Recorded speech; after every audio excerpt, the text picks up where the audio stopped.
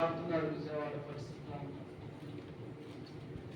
ఖరీదైనటువంటి ఇల్లు, ఖరీదైనటువంటి వస్తువు నేలలో మారిపోతుంది, కొట్టుకుపోతుంది. తెలిసి ఈ రోజున ప్రభు కాపుదల భద్రత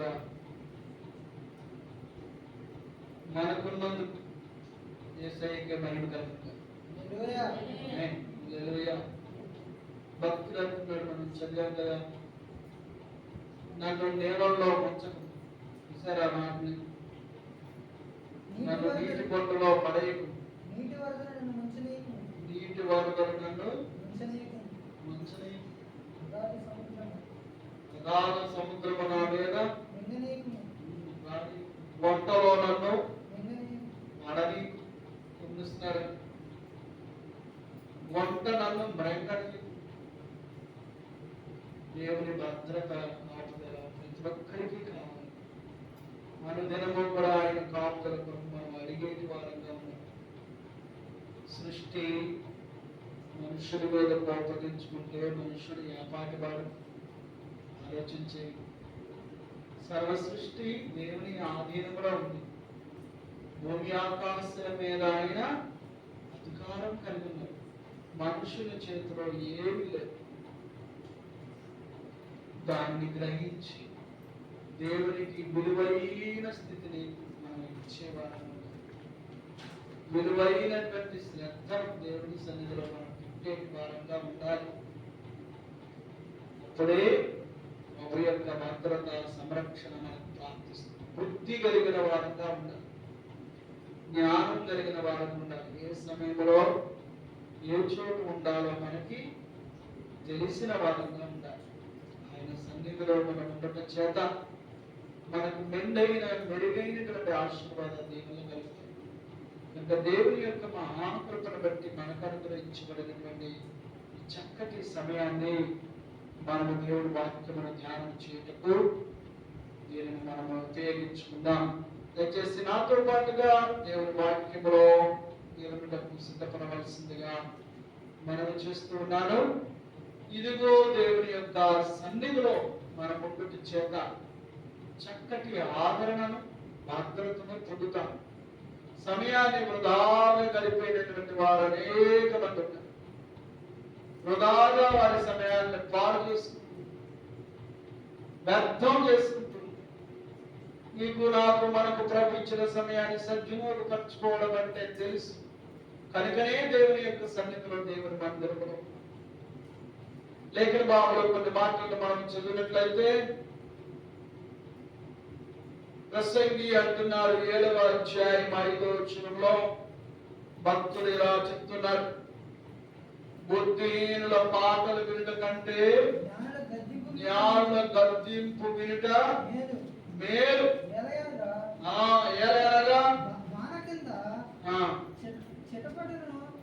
బాణ కింద చిటపటను బుద్ధిహీనుల నవ్వు, బుద్ధిహీనుల పాటలు వినుట కంటే జ్ఞానుల గద్దింపు వినుట మేలు. గద్దింపు క్రమశిక్షణలోనికి తీసుకొస్తుంది. గద్దింపు జీవితాల్లో కడుతుంది. క్రమమైనటువంటి జీవితాన్ని గద్దింపు ఇస్తుంది. బుద్ధిహీనుల పాటలు పాడు చేస్తాయి, సమయాన్ని వృధా చేస్తాయి, నిష్ప్రయోజనంగా ఆ యొక్క సమయమంతా వ్యర్థమైపోతుంది. ప్రయోజనం ఏమిటి? గద్దింపు నిన్ను బలపరుస్తుంది, క్రమంలోకి తెస్తుంది, నిన్ను నిలబెడుతుంది, కాడుతుంది. జ్ఞానుల మాటలు వినడానికి మనకు వేగిరపడి వారంగా ఉన్నప్పుడు జ్ఞానవంతులంగా పిలువబడతాం, జ్ఞానవంతులంగా చెప్పబడతాం. జ్ఞానపు మాటలు ఏమిటి? నేనే జ్ఞానమును అంటున్నారు యేసయ్య. దేవుని స్తోత్రం. ఆయన మాటలు వినడం బుద్ధిమంతుల యొక్క లక్షణం. హల్లెలూయా. దేవుని మాటలు వినడానికి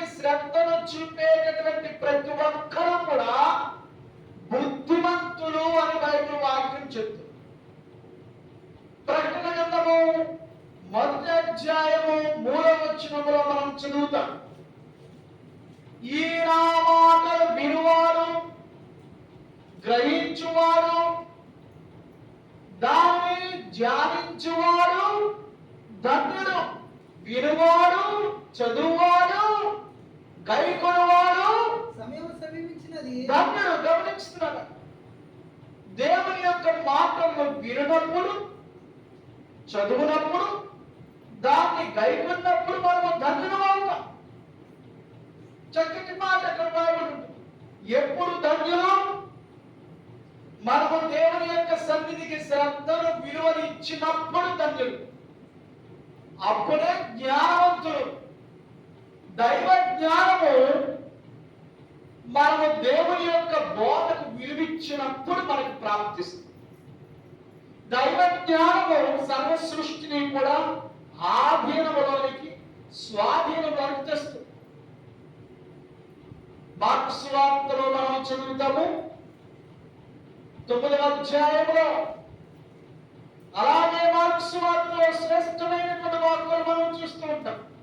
ప్రభువు యేసు క్రీస్తు వారి యొక్క గెన్నేసరతనేటువంటి సరస్సు పైన ఆయన గలిలీ సముద్ర సరస్సు పైన ఆయన బయలుదేరి వెళ్ళుచున్నటువంటి సందర్భంలో జరిగినటువంటి సంగతులు విశేషంగా అక్కడ మనకు కనిపిస్తుంటే 4వ అధ్యాయము 35వ వచనం నుంచి చూస్తాము.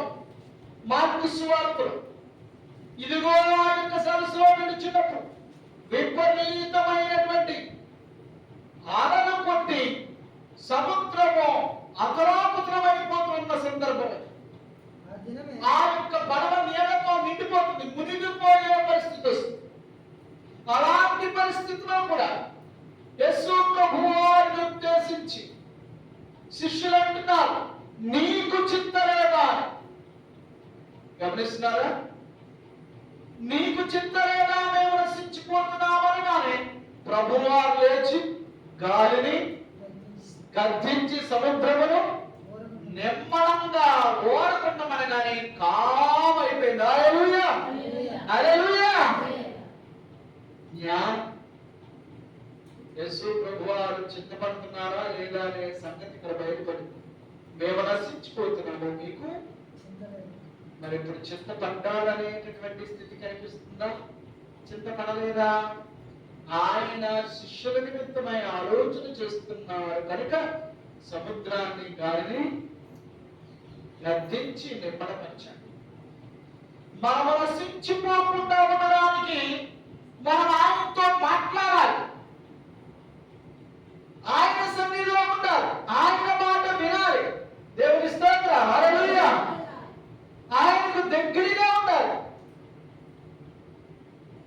అది మనకు జ్ఞానాన్ని ప్రాప్తింపచేస్తుంది, అది మనకు బుద్ధిని ప్రాప్తింపచేస్తుంది. వ్యర్థమైనటువంటి ఆ యొక్క ఆటపాటలకు, వ్యర్థమైనటువంటి ఆలోచన విధానాలతో సమయాన్ని గడపడం కంటే కూడా గద్దింపుతో కూడిన దేవుని మాటల కొరకు శ్రద్ధను చూపువాడు భద్రపరచబడతాడు, సంరక్షించబడతాడు. బుద్ధి కలిగిన వారు వాటిని కోరుకుంటారు, జ్ఞానం కలిగిన వారు వాటిని కోరుకుంటారు. దేవుని స్తోత్రం. మన ఏదైనా అనారోగ్యం ఉందనుకోండి, దానికి విరుగుడుగా మనం శరీరానికి ఏమందించాలి? మందును వేసుకోవాలి, మెడిసిన్ వేసుకోవాలి. బలహీనత పోవాలంటే మెడిసిన్ పడాలి. మెడిసిన్ ఎలా ఉంటుంది? ఇంజక్షన్ ఎలా ఉంటుంది?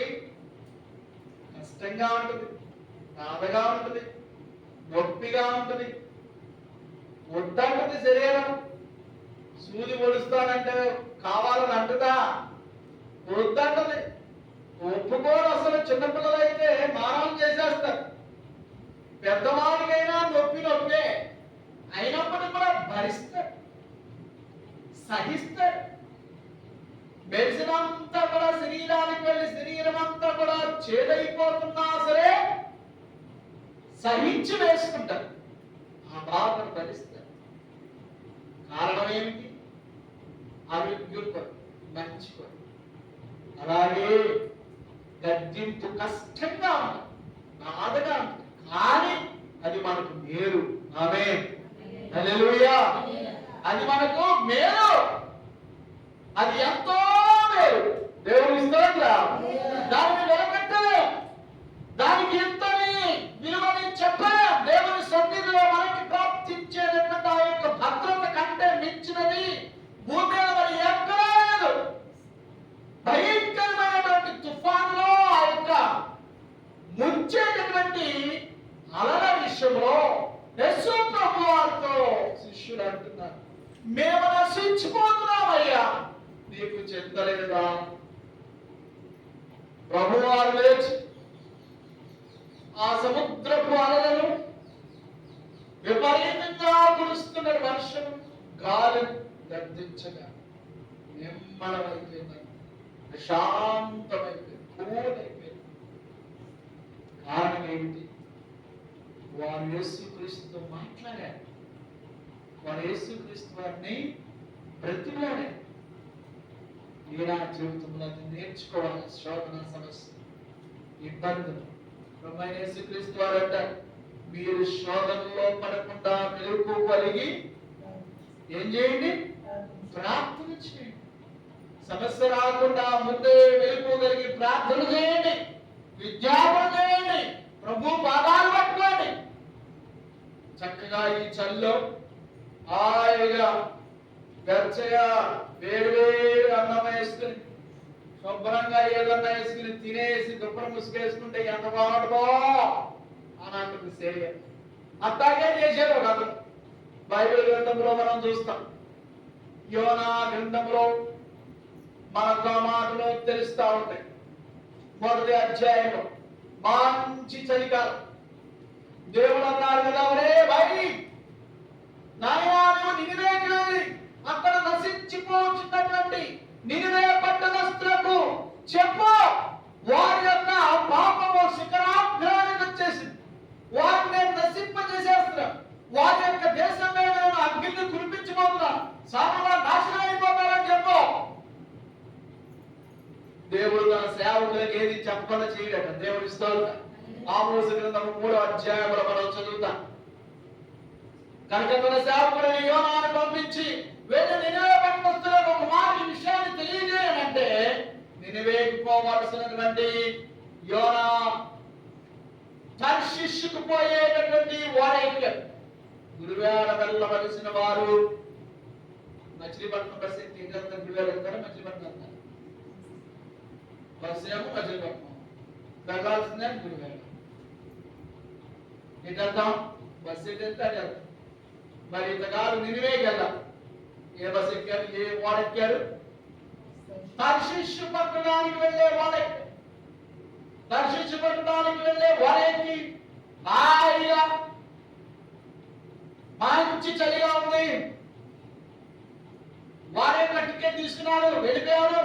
వారు అమరవరకు కిందకు వెళ్ళి వెచ్చగా అక్కడ బొక్కేసి బాగా మండించి ఆ యొక్క ఓడను నడుపుతున్నటువంటి ఆ యొక్క వేరియల ప్రాంతంలోకి వెళ్ళి చక్కగా ముసిగేసుకుని పడుకున్నాడు. దేవుడు చెప్పింది ఏంటి? కష్టమైన గద్దెప్పును స్వీకరించి దేవుని మందిరంలో ఉండి ప్రార్థన చేసుకుంటారు పాపం చెప్తే, ఇతగారు అన్ని మరిచి వెళ్ళి పడుకున్నాడు దుప్పటి ముసిగేసుకుని. అందరూ కూడా సముద్రం మీద వస్తున్న అలలకు, భయంకరమైన తుఫానుకు బెంబేలెత్తిపోతున్నారు. ఓడలో కేకలు అరుపులతో ఆ యొక్క ఓడంతా భయంకరంగా అయిపోయి విస్తారమైన ఆహార పదార్థాలన్నీ తీసుకువెళ్ళి ఆ యొక్క సముద్రంలో పారబోసేశారు. ఓడను తేలిక చేయడానికి ఎక్కడ తిరగబడిపోయి బరువైంది.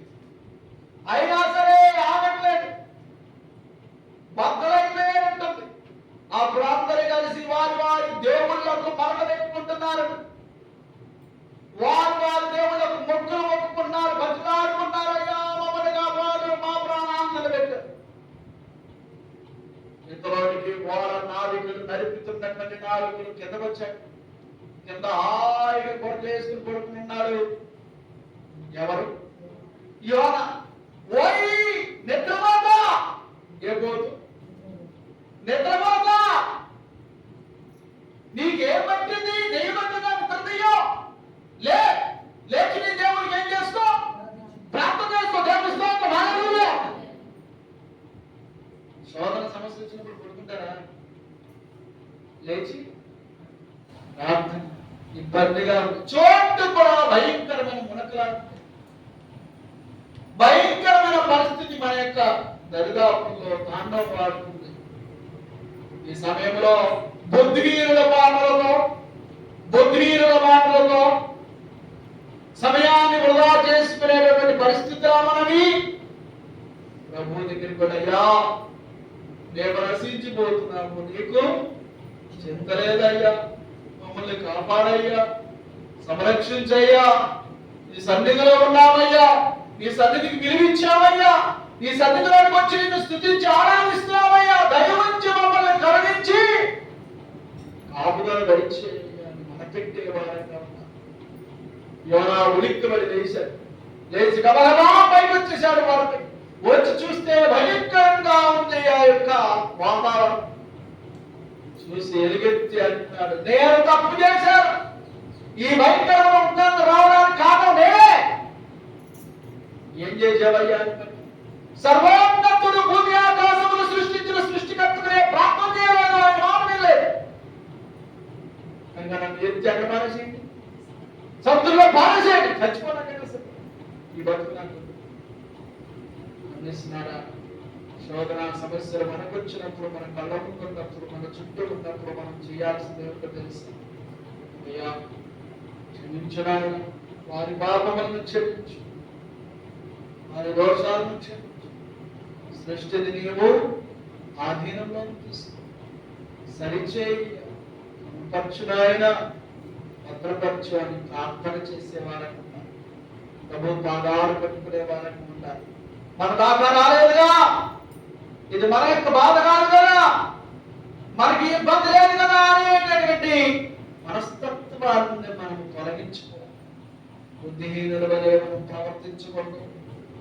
లేఖన భాగంలో యెషయా గ్రంథం 5వ అధ్యాయం 14 వచనాన్ని మనం చదివినట్లయితే, యెషయా గ్రంథం 5వ అధ్యాయం 14 వచనాన్ని చూడండి, చదువుదాం. అందుచేత నే పాతాళము గొప్ప ఆశ పెట్టుకొని అపరిమితముగా తన నోరు తెరిచి ఉన్నది. వారిలో గనులను సామాన్యులను హర్షించువారును పడిపోదురు. అల్పులు ఆనద్రొక్కబడుదురు, ఘనులు తగ్గింపబడుదురు, గర్విష్ఠుల చూపు తగ్గును. గమనించండి 14వ వచనం, అందుచేత పాతాళము గొప్ప ఆశ పెట్టుకుని అపరిమితంగా తన నోరు, వారిలో ఘనులనేమి సామానులేమి అందరినీ కూడా మింగివేయడానికి చూస్తుంది. ఎందుచేత బుద్ధిహీనుల పాటల విషయంలో బుద్ధిహీనత కలిగి నడుచుట చేత, దేవుని సన్నిధికి విలువివ్వనటువంటి చేత, దేవుని యొక్క సన్నిధి విషయంలో శ్రద్ధ చూపనటువంటి చేత, దైవభక్తి విషయంలో అశ్రద్ధ చేయడం ద్వారా మనము ఉగ్రత పాలైపోతాం. దైవ సన్నిధి శ్రద్ధ కలిగినటువంటి వారమైతే ఉగ్రత నుండి తప్పించబడతాం. వెంటనే మనము దేవుని కృపను అప్పగించుకున్నట్లయితే వెంటనే వెంటనే ఇదిగో యోనా సముద్రంలో పారవేసిన మరుక్షణమే సముద్రం ఏమైపోయింది? నిర్మలమైపోయింది, కామైపోయింది, ప్రశాంతంగా అయిపోయింది. కారణం ఏంటి? వెంటనే అన్ని చెక్కబడిపోయింది. మోకాళ్ళు వేసిన వెంటనే సర్వము సెట్ అయిపోయింది. జవాబు వచ్చేసింది. వెంటనే గోడవైపు తిరిగి హిజ్కియా ప్రార్థన చేసిన వెంటనే రాజుల 2వ గ్రంథంలో మనం చదువుతాం 20వ అధ్యాయం. వెంటనే భక్తుడైన యెషయా చెప్తున్నాడు, నీకు 15 సంవత్సరాలు ఆయుష్ దేవుడు ఇస్తున్నాడు, నీవు గోడవైపు తిరిగి కన్నీళ్లు విడిచి ప్రార్థన చేయండి. దేవుడు చూశాడు, దేవుడు స్తోత్రం. అది వెంటనే అందిస్తా. వాకాళ్ళు వేసి ప్రార్థన చేసి దేవుడి సన్నిధికి పరిగెత్తుకుంటూ వస్తే మీ బిడ్డల యొక్క జీవితాలు శ్రేష్టమైన రీతిలో వెంటనే అప్పటికప్పుడే అన్ని కూడా క్షణాల్లో. ఆమేన్. హల్లెలూయా. కారణం ఏమిటి? నీవు నిజాయితీ యథార్థంగా నువ్వు ప్రార్థన చేసి దేవునికి దగ్గరగా ఉన్నావు కాబట్టి, దేవుని చిత్తానికి నువ్వు అప్పగించుకుంటున్నావు కాబట్టి, సమర్పణ చేసుకుంటున్నావు కాబట్టి, కీర్తనకారుడు అంటారు 141వ కీర్తనలో నేను చదువుతున్న 141వ కీర్తన ఆ యొక్క 5వ వచనాన్ని చూద్దాము. 1వ కీర్తన 5వ చరణాన్ని చదువుతున్నాం. నీతిమంతులు నన్ను కొట్టుట నాకు ఉపకారం, వారు నన్ను గద్దించుట నాకు తైలాభిషేకం. దేవుని స్తోత్రం. నీతిమంతులు కొట్టుట నాకు ఉపకారమా? ఉపకారం. దేవుని వాక్యం చేత నువ్వు గద్దించబడడం నీకు మేలు. ఆమేన్. హల్లెలూయా. నీకు మేలు. నన్ను నీతిమంతులు దేవుని యొక్క క్రమంలో నడువని చెప్పుతూ నాకు గద్దింపు, అది నాకు ఎంతో ఆశీర్వాదం. దాన్ని కోరుకోవాలి. అర్థం ముందుకి చాలా మంది వెళ్తా ఉంటారు, అందరూ వెళుతూ ఉంటారు. ప్రత్యేకంగా కొందరు ఎక్కువ సమయాన్ని అర్థం ముందు గడుపుతారు. ఎక్కువ సమయం వీరికి ఏం కావాలి? అర్థం కావాలి. ఎందుకు? వారిని వారు చూసుకుని సెర్చ్ చేసుకుంటూ, వారి యొక్క అందాన్ని చూసుకుంటూ, వారిని వారు తయారు చేసుకుంటూ ఉంటారు. దేవుని వాక్యం అర్థమైనది కాదా? ఆమేన్. హల్లెలూయా. దేవుని వాక్యం చేత నువ్వు సరి చేయబడాలి కదా, శుద్ధి చేయబడాలి కదా, క్రమపరచబడాలి కదా, నీలో దేవుని ఆయాసకరమైనది తొలగించుకోవాలి కదా, నిన్ను నీవు క్రమపరచుకోవాలి కదా. కారణం ఏంటో తెలుసా? దేవునికి ఇష్టమైనది నీలోనికి రాకుండా, దేవుని యొక్క చిత్తానుసారమైనటువంటి లక్షణాలు నీలో నింపుకోవాలి, పెంపొందింప చేసుకోవాలి, శుద్ధి చేసుకోవాలి, పవిత్రపరచుకోవాలి, నిన్ను నీవు క్రమపరచుకోవాలి. బుద్ధిహీనత అనేటువంటి మచ్చను డామును నీలోకి రాకుండా చూసుకోవాలి. దేవుని సన్నిధిలో నిష్ఠగా ఉండాలి. ప్రభువుకి నువ్వు విలువిచ్చేదానవుగా నేను నీవు అప్పగించుకోవాలి. ఇదిగో నాకు గద్దింపు మేలు, నాకు గద్దింపు ఆశీర్వాదకరము అని చెప్పేసి కీర్తనకారుడు అంటున్నాడు. యోబు గ్రంథం 5వ అధ్యాయము 17వ వచనం మనం చదివితే, యోబు గ్రంథం 5వ అధ్యాయము 17వ వచనాన్ని చూద్దాం. చూడండి, దేవుని యొక్క లేఖన భాగంలో ఇలా భక్తులు రాస్తూ ఉన్నారు. చక్కటి మాట అక్కడ మనకు ప్రోత్సాహకరమైన వాటి కనిపిస్తుంది. చూడండి, బలార్జుల నోటి ఖడ్గము నుండి ఆయన దరిద్రులను రక్షించును.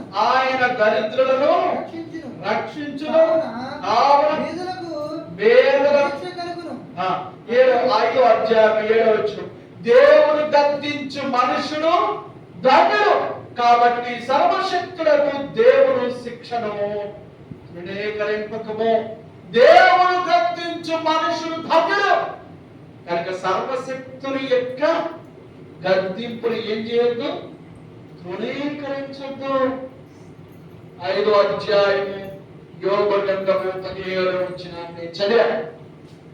నీకు నాకు గద్దింపు కొంచెం కష్టంగా ఇబ్బందిగా ఉంది, కానీ దాన్ని మనం స్వీకరించినప్పుడు అది మనకు ఆశీర్వాదకరంగా, దీవెనకరంగాను, ధన్యకరంగాను. ఆమేన్. హల్లెలూయా. ఒక వ్యక్తిట ఆ యొక్క అడవిలో పిట్టలు కొట్టడానికి వెళ్ళాడు. తుపాకీలో చిన్న చిన్న గుండులు పెట్టుకుని పిట్టలు కొడతా ఉంటారు, కొంగలు కొడతా ఉంటారు. అలాగే తుపాకీ పట్టుకుని అడవిలోని ఆ యొక్క పక్షులను వేటాడడానికి వెళ్ళాడు. తనతో పాటు ఒక కుర్రాడు తీసుకెళ్ళాడు. ఎందుకంటే పడిన పక్షిని పట్టుకోవడానికి సంచిలో వేసుకోవడం. వీరిద్దరూ కలిసి అడుగులోకి పోయారు, తుపాకీ గురిపెట్టారు, పక్షులకు గురిపెట్టి కొడతా ఉన్నారు. ఈ కొట్టినప్పుడు పక్షులు పడుతున్నాయి. కొన్నిటికి కాలుకి తగులుతుంది, మరికొన్నిటికి రెక్కలకు తగులుతుంది, మరికొన్ని తనకి తగులుతుంది. ఈ పడిపోయినవి ఈ కుర్రాడు వెనకొస్తున్నటువంటి కుర్రాడు సంచులో ఏరుతున్నాయి. ఈ కొట్టుతూ ఉన్నటువంటి ఈ వేటగాడు వెనక్కి తిరిగి చూశాడు. ఆ కుర్రాడు ఏం చేస్తున్నాడు చూస్తే, ఆ కుర్రాడు ఏం చేస్తున్నాడు తెలుసా? పడిపోయి అంటే తనకు తగిలి చచ్చిపోయిన వాటిని ఏరి సంచులు వేసుకుంది. కాలికి రెక్కకి అక్కడక్కడ తగిలి కుట్టుకుంటూ పారిపోతుంది. వాటిని వదిలేసి చచ్చిపోయిన వాటిని ఎక్కడ వేస్తున్నాడు? సంచులు వేస్తున్నాడు. ఒరే బుద్ధిహీనుడా, చచ్చిపోయినవి ఎప్పటికైనా ఏరుకోవచ్చు. చచ్చిపోయినవి అక్కడే ఉంటుంది కదా, పారిపోయా. చచ్చిపోయి ఉంటాయి, అవిధంగా ముందు ఏరాల్సింది. కాలుకో రెక్కో పుట్టుకుంటా అలాగూ కొద్ది కొద్దిగా ఎదురుతూ పారిపోతే వాటిని పట్టుకుని సచ్చినాయి. చనిపోయిన తర్వాత ఏరొచ్చు. అంతేనా? ఏది ముందు ఏడాది పట్టుకోవాలి. కాలు దగ్గర దిగిరిపోతే పట్టుకోమంటారు, రెక్క దగ్గర పట్టుకో, ముందు దాన్ని పట్టుకోవాలి. పడిపోయిన దాన్ని తర్వాత తీసుకోవచ్చు. బుద్ధిహీనుడు చేసే పనులు అన్నీ అయిపోయిన తర్వాత ప్రభు సత్యం పడిపోయాడు. ఏమిటి? శక్తి అంతా అయిపోయాడు, సర్వనాశనం అయిపోయాడు. దేవుడు అంటారు, నిండా మునిపోయిన దేవుడు అంటారు. అలా కాదు, నీకు శోధన వస్తుంది, సమస్య వస్తుందని ముందు తెలియగానే మోకాలు వేసేయాలి. దేవుని స్తోత్రం. నువ్వు శోధన రాకముందే మోకాలు వేసేయాలి. ఆమేన్, హల్లెలూయా. జ్ఞానవంతుల లక్షణం అది. బుద్ధిహీనులు అలా కాదు, మునిగిపోయిన తర్వాత పరిపెడతారు. మునిగిపోయిన తర్వాత పరిపెడితే ఏం ప్రయోజనం? ముందే మేలుకో. ప్రభువా, ఈ సృష్టిని సరిచేయి, మేము రక్షించుకోకుండా నీ భద్రత ఉంచు, నీ కాపుదల ఉంచు. ప్రభువా అన్నారు కదా, మీరు శోధనలో పడిన తర్వాత ప్రార్థన చేయండి కాదు, శోధనలో పడకముందే ప్రార్థన చేయండి. వెళ్ళిపోయి జ్ఞానవంతుడు చేసేటటువంటి పని దేవుని స్తోత్రం. జ్ఞానవంతుడు చేసేటటువంటి శ్రేష్టమైనటువంటి గద్దింపుకు తను ఇష్టపడతాడు. ఎందుకంటే పడిపోకుండా ముందే గద్దింపు ఏం చేస్తుంది? మేల్కొల్పుతుంది, నిలబడుతుంది, బలపరుస్తుంది. పడిపోయిన తర్వాత ప్రభువు కావాలనే వాడు బుద్ధిహీనుడు. కనుక నీ నా బ్రతుకులో దేవుని వాక్యం అనేది మనం శ్రద్ధిస్తే పడిపోకముందే మనం మేలుకున్న వారంగా ఉంటాం. దేవుని సన్నిధికి మనం విలువిచ్చిన వారంగా ఉంటాం. శ్రేష్టమైనటువంటి స్థితికి మనము ప్రాధాన్యతిచ్చిన వారంగా ఉంటాం. యోగ భక్తులు అంటున్నారు కదా, ఇదిగో జ్ఞానం దేవుడు నన్ను గద్దించినటువంటి స్థితి నాకు ధన్యం. దేవుడు గద్దించు మనుషుడు ధన్యుడు. కాబట్టి సర్వశక్తులకు దేవుని శిక్షను నేను తృణీకరించును. దేవుని స్తోత్రం, హల్లెలూయా. దేవుడు గద్దించు మనుషుడు ఎవరక? ధన్యుడు. సర్వశక్తుని యొక్క శిక్షను నేను తృణీకరించును. కావాలనే కోరుకుంటాను, స్వీకరిస్తాను. సూటిగా తేటగా ధీటుగా వచ్చినటువంటి గాయపరిచే మాటలైనా దేవుని వాక్యం నేను స్వీకరిస్తా. నన్ను క్రమపరుస్తాయి, నన్ను సరిచేస్తాయి, మునిగిపోకుండా, పడిపోకుండా, జారిపోకుండా నన్ను కడతాయి, నిలబడతాయి. మా పాప ఇప్పటికి అంటుంది ఒక మాట. యూకేజీ చదువుతుంది అమ్మాయి. చక్కగా యూనిఫామ్ వేసుకుంది, స్కర్ట్ వేసుకుంది. ఎదర బిల్డింగ్ కడుతున్నారు. మేమన్నా ఇక్కడ రెంట్ హౌస్ ఎదర పాపను ఎత్తుకుని ఒక చేత్తో బ్యాగ్ పట్టుకుని ఒక చేత్తో పాపను ఎత్తుకుని వస్తున్నాం. ఎదర బిల్డింగ్ కడుతున్నారు. బిల్డింగ్ యొక్క ఆ యొక్క బెల్ట్ వేశారు మొత్తం. ఈ బెల్ట్ లో నుంచే ఆ యొక్క బెల్ట్ దాటుకుని మళ్ళీ బెల్ట్ దాటుకుని బయటకు వెళ్ళాలి. రోడ్డు మీదకి రావాలి. ఎదర బిల్డింగ్ బిల్డెక్కాడు. సరే పాప ఎత్తుకున్నారు. బయటకు రాగానే నేను అడుగుతా అన్న, నన్ను దించేయి అన్న. చిన్న పాప యూకేజీ అంటే 4 సంవత్సరాలు, 4 సంవత్సరాలు. నేను అడుగుతా, నన్ను దించేయాలి. వద్దమ్మా, ఇదిగో బెల్ట్ దాటాలి, మళ్ళా కట్టాలి, మళ్ళా బెల్ట్ని దాటాలి, ఇబ్బంది అవుతుంది, వద్దంటే నన్ను దించు, నేను అడుగుతా. వద్దమ్మా, కాలు మేము గుచ్చుకుంటాయి, ఇబ్బంది అయింది, వద్దు అంటే లేదు, నేను నడుస్తా, నన్ను దిస్తావా లేదా? సరే నీ ఇష్టరా దించేసి ఒక బెల్ట్ దాటి చేయి పట్టుకున్నా. చిన్న పాప, నా మోకాలు కంటే కొంచెం ఎత్తుగా ఉంటుంది, ఇంతే మోకాలు అంతే ఉంటాయి, ఇంతే ఉంటాయి, అస్సలు ఒప్పుకోవాలి. లేపే ఒక బెల్ట్ దాటు, ఇంకో బెల్ట్ దాటు, ఇంకా 4 బెల్ట్లు ఉన్నాయి. ఈ దాటినప్పుడు ఈ బెల్ట్ కి ఆ యొక్క బైండింగ్ వైర్ ఉంటుంది, సన్న వైర్, ఈ వైర్ ఆ వైర్ తీగ అవి కడతారు అన్నమాట. ఈ యొక్క బైండింగ్ వైర్, ఈ వైరు చువ, సన్నటి చువ ఈ దాంట్లో ఉన్నప్పుడు ఇదిగో ఈ కాలుకి అలా తింది, సన్నగా బాగా చిన్న చర్మం కదా, చిన్న కాళ్ళు. మనకైతే అది దిగినప్పుడు ఏదో తప్పలాగా శరీరం లేస్తుంది. మరి చిన్న పాప కదా, అలా వెళ్ళిపోయి ఏదో చాకుతో యాప్ని అలా కోసినట్టు రక్తం చిమ్ముతుంది. గట్టిగా పట్టుకున్నా, నా ఇంట్లో చూసింది, కళ్ళ నిండా నీళ్ళు వచ్చేసి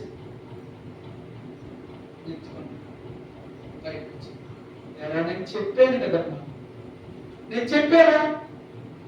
ఏమని చెప్పాను? నువ్వు నడవలేదు, గుచ్చుకుంటే ఇబ్బంది అయింది, వద్దు అన్నారా? లేదా నడుస్తాను, వద్దమ్మా అలా కాదు, ఇది నీకు అపాయం, దీనివల్ల నీకు ఇబ్బంది, వద్దు అన్నారా? లేదా నడుస్తానన్నా. దిగమింగుకుంటుందంటే బ్లడ్ అయిపోయింది. అక్కడ షాప్ అతన్ని పక్కనే మెడికల్ షాప్, కొంచెం పౌడర్, మెడికల్ పౌడర్ వేసి దానికి కొంచెము దూది పెట్టి అట్ట పెట్టి చిన్నగా ప్లాస్టర్ వేసి తీసుకెళ్ళి. ఇప్పుడు పెద్ద పాప అయింది కదా, సన్నగా బారుగా ఈ మాత్రం కాలు మీద అలా బారుగా తిరిగెళ్ళే బారు గీతమని దాన్ని చూసి అంటే ఇప్పుడు కూడా దాడి ఇది చూడు. ఏంటంటే అప్పుడు మీ మాట వెళ్ళలేదే, ఎప్పుడు యూకేజీ వెళ్ళలేదు కదా, అందుకు పడింది. గమనిస్తున్నారా? మన దేవుడు మనల్ని ప్రేమించిన, దేవుని స్తోత్రం, గద్దించి శిక్షించిన, దేవుని వాక్యాన్ని మనం స్వీకరించిన, మనకు గద్దింపు మేలు. దేవుని స్తోత్రం. దేవుడు గద్దించిన నరుడు ధన్యుడు, దాన్ని మనం స్వీకరించాం. దేవుని సన్నిధిలో మనం ఉండడం మనకు మేలు, మనకు ఆశీర్వాదం. వ్యర్థంగా సమయాన్ని గడుపుతుంది. బుద్ధిహీనుల మాటలు పాటలకి చెవిని పెట్టి సమయాన్ని పాడు చేసుకోవద్దు, సమయాన్ని నాశనం చేసుకోవద్దు. ఈ నా బ్రతుకులో దేవుడు ఇచ్చిన చక్కటి అవకాశం, ఆయన సన్నిధిలో ఆయన నామాన్ని కొనియాలి, కీర్తించు. కనుక దేవుని సన్నిధికి మనం ప్రాధాన్యత ఇచ్చాం. మనకి, మన కుటుంబానికి భద్రత, సంరక్షణ. ప్రభు ఈ మాటలు దీవించి ఆశీర్వదించుగాక. ఆమేన్, ఆమేన్. ప్రార్థన చేసుకున్న